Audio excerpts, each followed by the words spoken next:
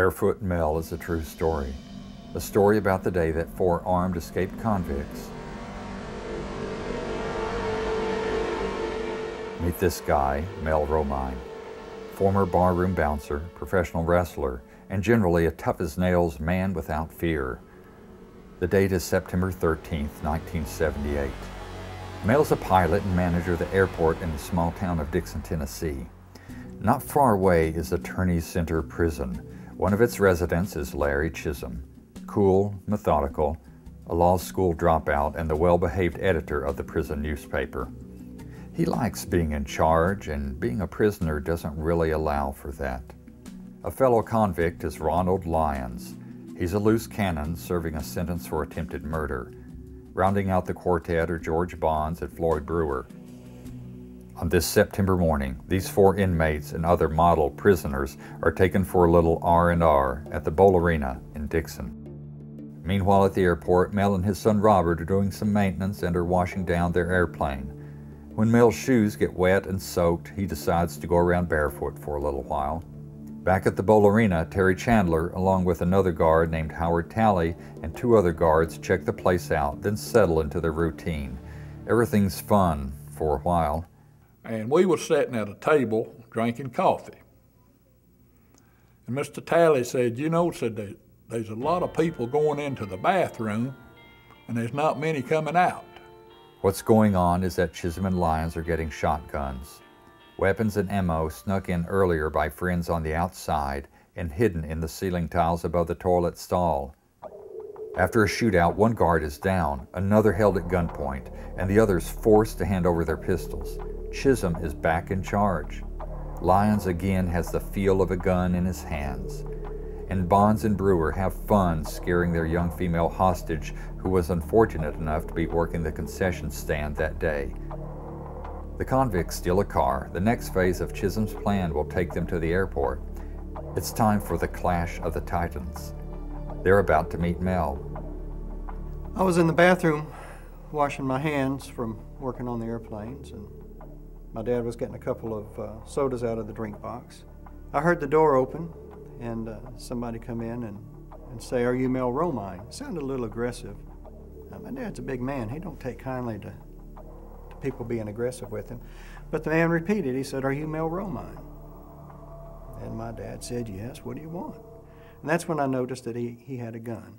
Now after he's discovered, Robert becomes young hostage number 2, with Lyons pressing a shotgun against his head. Chisholm's giving orders that he wants Mel to get a plane and fly them out of there now. But Mel's not in much of a mood to take orders. He takes his sweet time locating the keys to his plane. The lead guy, Chisholm, started getting a little anxious and started getting angry at Paul. And was threatening to shoot him, all this kind of stuff. And that didn't make my dad go any faster. It just made him a little more stubborn. And finally, Chisholm turned to the guy that was holding me hostage and said, "Shoot that boy." So now Mel quickly finds the keys. But the next monkey wrench he gladly throws into Chisholm's plan is that the plane seats only 4 people. Robert and the young woman have to be left behind. So Mel crams into the Cessna with 4 desperate escapees. Chisholm gives the order to take off and head west toward Arkansas.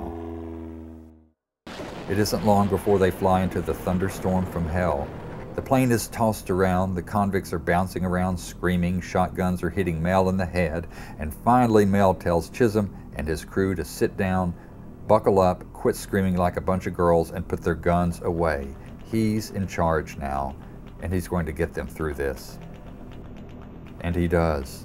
They get to Chisholm's home turf of rural Arkansas, where Mel lands the plane in a field. He reminds Chisholm of who got them through the storm. Chisholm decides to show Mel who's giving the orders now. So he lets Mel live. Since yesterday afternoon, roadblocks have been posted throughout Lonoke County and on all surrounding highways leading into the county. Bloodhounds from the State Corrections Department were trucked in. Well, we're all staying in close to the house. That's about the routine of it. Leave the keys in the car and let them have them. Stay at home. Leave the keys in the car? Leave the keys in the car. Let them have the damn cars. Within a few days, Bonds and Brewer are apprehended after a backroad car chase. A little later, Chisholm is caught and is back to taking orders. It's several months later when Lyons is finally found and put back behind bars. Mel's glad to be alive.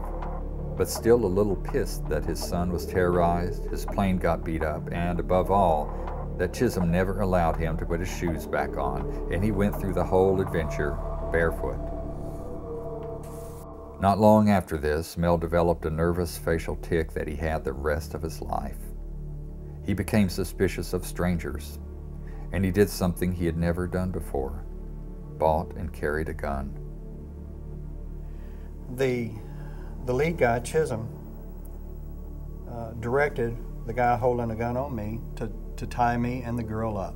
Chisholm did stop by and see me, and he said, "If you ever tell anybody what's just happened, who we are, or where we're going, I'm gonna come back and get you. And it may take 10 days, it may take 10 years, but I will come and get you."